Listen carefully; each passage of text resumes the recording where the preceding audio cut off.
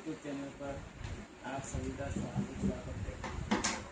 आज हम कक्षा 8 की बसंत पुस्तक के पाठ 2 के बस की यात्रा के क्वेश्चन आंसर देखेंगे। ये देखते हैं पहला प्रश्न। पहला प्रश्न कह रहा है कि लेखक मैंने उस कंपनी के हिस्सेदार की तरफ पहली बार श्रद्धा भाव से देखा। लेखक के मन में हिस्सेदार साहब के प्रति श्रद्धा क्यों जगी?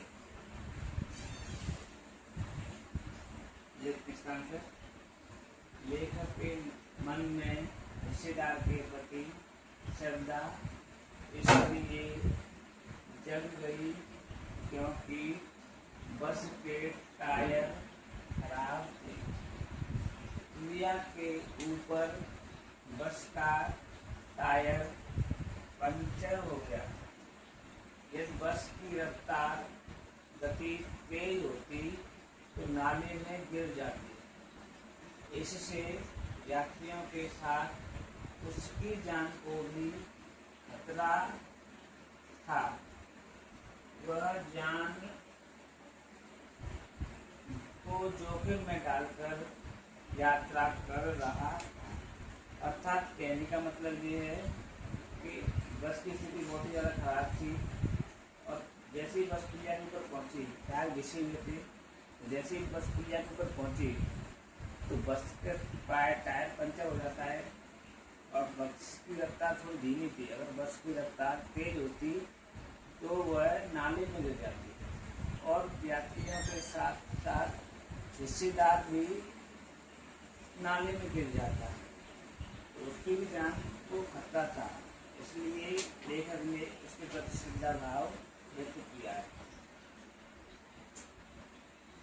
क्वेश्चन नंबर 2 देखते हैं। लोगों ने सलाह दी थी कि समझदार आदमी इस शाम वाली बस से सफर नहीं करते। लोगों ने यह सलाह क्यों दी थी? लोगों ने यह सलाह लेखक को इसलिए दी क्योंकि वे यह जानते थे कि बस की हालत अत्यधिक नाजुक थी।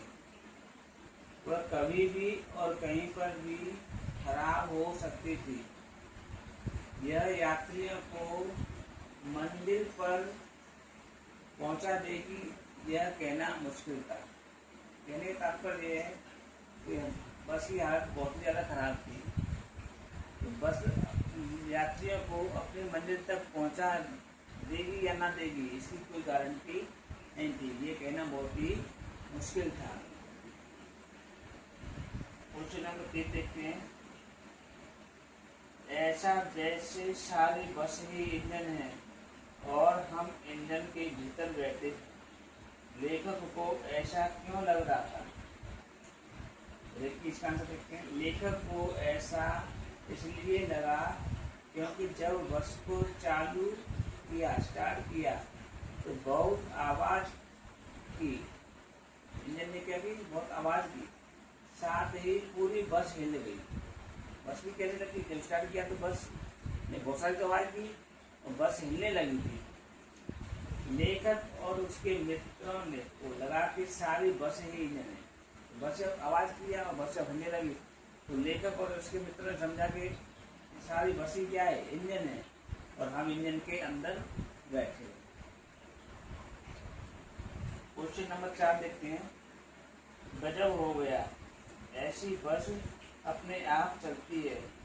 लेखक को यह सुनकर हैरानी क्यों हुई? देखिए इसका आंसर।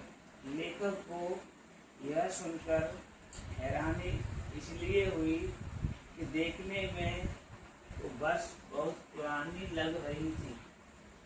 उसे देखकर विश्वास नहीं हो रहा था कि ये गंतव्य तक पहुंचाएगी।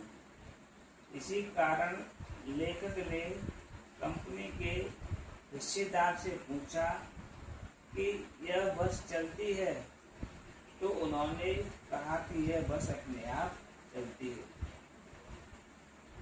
मतलब कहने का तात्पर्य है कि बस की स्थिति खराब थी, जर्जर अवस्था में थी, बहुत पुरानी थी, खटारा थी। तो लेखक को ये विश्वास नहीं हो रहा था कि ये हमें हमारे गंतव्य तक पहुंचा पाएगी।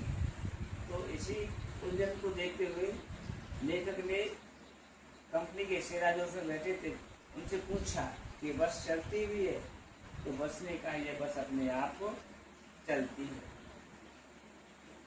अगला क्वेश्चन देखते हैं। मैं हर पेड़ को अपना दुश्मन समझ रहा था, लेखक पेड़ों को दुश्मन क्यों समझ रहा था? देखते हैं इसका आंसर। बस की हालत ऐसी थी कि उसे जबरन चलाया जा रहा था, मतलब चलाने की स्थिति में नहीं थी, फिर भी लेकिन रिश्तेदार थे उसको चला रहे थे, जबरदस्ती उसको चला रहे थे। कभी ब्रेक फेल हो सकते थे या कोई अन्य पुर्जा या कोई अन्य यंत्र खराब हो सकता था। इस भयानक स्थिति में जो भी पेड़ आता उसे देखकर लेखक को डर लगता कि बस उससे टकरा जाएगी, इसलिए लेखक पेड़ों को अपना दुश्मन समझ रहा था।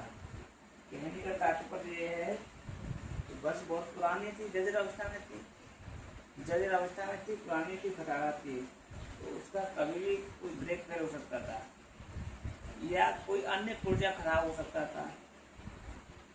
तो ऐसी स्थिति में लेखक को डर लग रहा था कि कहीं ब्रेक फेल होकर के ये किसी पेड़ से न टकरा जाए।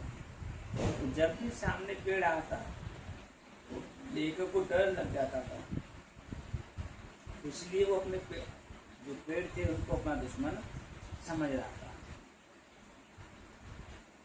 आज के लिए इतना ही। थैंक यू, धन्यवाद।